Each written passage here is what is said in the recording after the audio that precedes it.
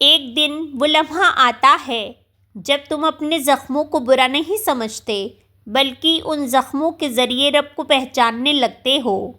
جب تم سمجھ جاتے ہو کہ اگر وہ تکلیف نہ ملتی تو شاید تم اللہ کے اتنے قریب کبھی نہ آتے۔ کبھی کبھی زندگی اتنی آزمائشوں میں ڈال دیتی ہے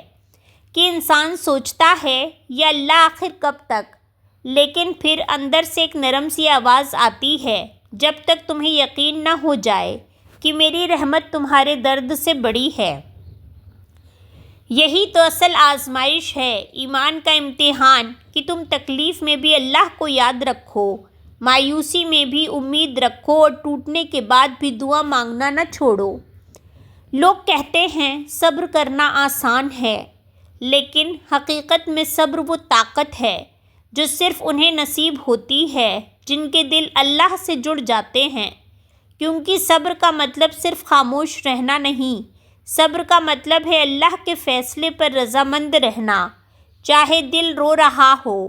کبھی کبھی اللہ تمہیں دیر سے دیتا ہے، لیکن جب دیتا ہے نا تو احساس ہوتا ہے کہ اگر وہ وقت پر دے دیتا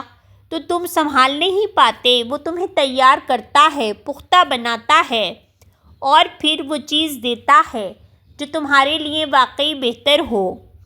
کچھ دعائیں فوراً پوری نہیں ہوتی کیونکہ اللہ چاہتا ہے تم پہلے خود کو پہچانو۔ جب انسان اللہ کے قریب آتا ہے تو اس کی دعائیں بھی بدل جاتی ہیں۔ پہلے وہ دنیا مانگتا ہے، پھر وہ صرف اللہ مانگنے لگتا ہے، اور یہی سب سے بڑی آسانی ہے کہ تمہیں دنیا کے شور میں اللہ کی موجودگی محسوس ہونے لگے۔ جب سب کچھ بکھرا ہوتا ہے پھر بھی تمہارے دل میں ایک یقین ہوتا ہے کہ کوئی ہے جو تمہاری ہر حالت جانتا ہے، وہی جو تمہیں غم دیتا ہے اور وہی جو ہر غم میں تمہارے ساتھ ہوتا ہے۔ اور کبھی کبھی تو ایسا لگتا ہے کہ اللہ تمہیں غم نہیں دیتا بلکہ تمہیں اپنے قریب لانے کا بہانہ دیتا ہے، کیونکہ کچھ دل ایسے ہوتے ہیں جو خوشی میں اللہ کو بھول جاتے ہیں، لیکن درد میں اللہ کو اتنی شدت سے یاد کرتے ہیں کہ خود اللہ بھی ان کی خاموشی سے راضی ہو جاتا ہے۔ یہی تو وہ لمحہ ہے جہاں آزمائش کے ساتھ آسانی شروع ہوتی ہے،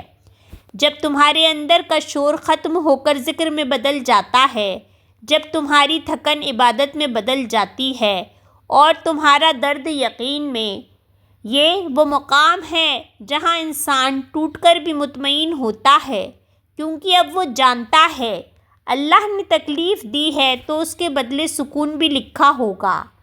بس ابھی وقت نہیں آیا۔ اور جب وہ وقت آتا ہے نا تو احساس ہوتا ہے کہ ہر زخم دراصل تمہیں اللہ تک لے جانے کا راستہ تھا۔ کبھی کبھی ہم اپنی ہی دعاؤں کے پیچھے تھک جاتے ہیں، ہم وہی چیز مانگتے رہتے ہیں جو ہمیں لگتی ہے کہ ہمارے لیے ضروری ہے، لیکن اللہ وہ کبھی کبھی خاموش رہ کر ہماری ساری مانگوں کے پیچھے کی حقیقت دیکھ رہا ہوتا ہے۔